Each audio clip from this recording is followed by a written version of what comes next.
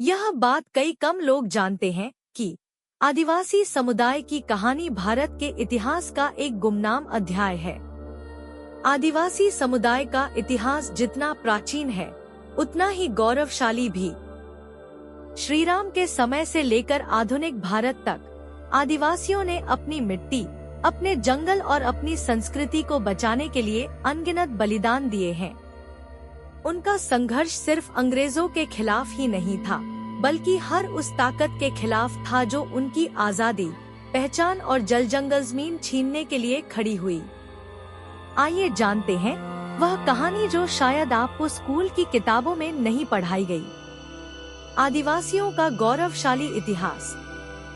कहा जाता है कि जब भगवान राम ने लंका पर विजय प्राप्त करने के लिए समुद्र पार किया, तब उन्होंने आदिवासी समुदाय से सहायता ली थी। शबरी का प्रेम और आदिवासी योद्धाओं का साहस रामायण में स्पष्ट रूप से दर्शाया गया है। यह प्रमाण है कि आदिवासी हमेशा से न केवल रक्षक रहे हैं, बल्कि दूसरों की मदद के लिए आगे भी आए हैं। मध्यकालीन भारत में भी आदिवासी समुदाय ने कई राजाओं और महाराजाओं का समर्थन किया। चाहे वह महाराणा प्रताप का युद्ध हो या झांसी की रानी लक्ष्मीबाई का संघर्ष, आदिवासियों ने हमेशा अपने कौशल और साहस से दुश्मनों के छक्के छुड़ा दिए।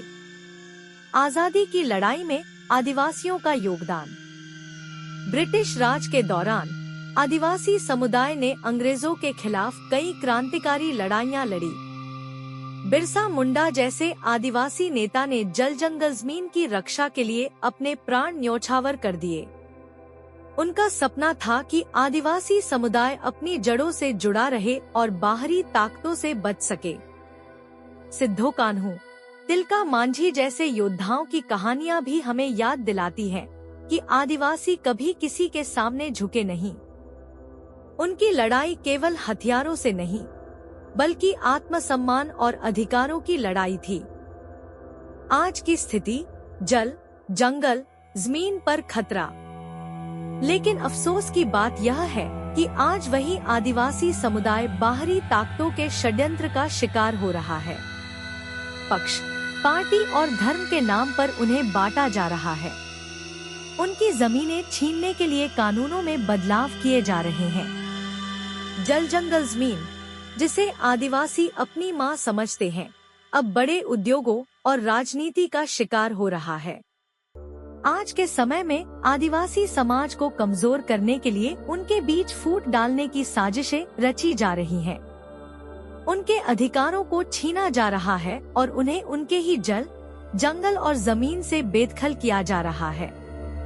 एकजुटता की जरूरत। यह समय है कि आदिवासी समाज जागे और अपनी एकजुटता दिखाए।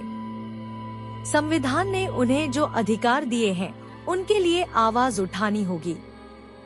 आदिवासियों को अपनी परंपरा, संस्कृति और अधिकारों को बचाने के लिए एकजुट होना होगा।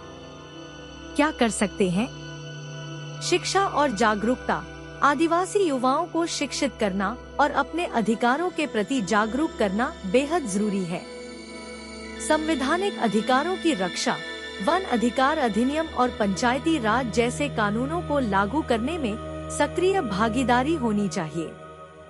आंदोलन और प्रदर्शन, शांतिपूर्ण और प्रभावशाली तरीके से अपने अधिकारों के लिए आवाज उठानी चाहिए। राजनीतिक प्रतिनिधित्व। आदिवासी समाज को अपने नेताओं को चुनकर राजनीति में मजबूती से खड़ा होना चाहिए। आदिवासियों का संदेश, मानवता के रक्षक। आदिवासी समुदाय केवल अपनी संस्कृति की रक्षा नहीं कर रहे हैं, बल्कि पूरी मानवता की भी रक्षा कर रहे हैं। उनके जल जंगल जमीन को बचाने का मतलब है पृथ्वी को बचाना। यह समुदाय पर्यावरण का प्रहरी है, जो हमारे लिए स्वच्छ हवा, पानी और हरियाली की गारंटी देता है। क्या हम उनकी मदद करेंगे? आदिवासी समुदाय को उनके अधिकार लौटाना केवल उनका नहीं, बल्कि हमारी पृथ्वी का भी भविष्य बचाने जैसा है। यह समय है कि हम उनके संघर्ष को समझें और उनके साथ खड़े हों। एकजुट आदिवासी, सशक्त भारत। आदिवासी समुदाय का योगदान कभी भुलाया नहीं जा सकता। यह हमारी जिम्मेदारी है कि उनके बलिदानों को सम्मान दें और उनके अधिकारों की रक्षा करें। उनके बिना हमारी संस्कृति अधूरी है। आदिवासी एक योद्धा है जो मानवता की रक्षा के लिए हमेशा खड़े रहे हैं। हमें उनकी आवाज बननी चाहिए।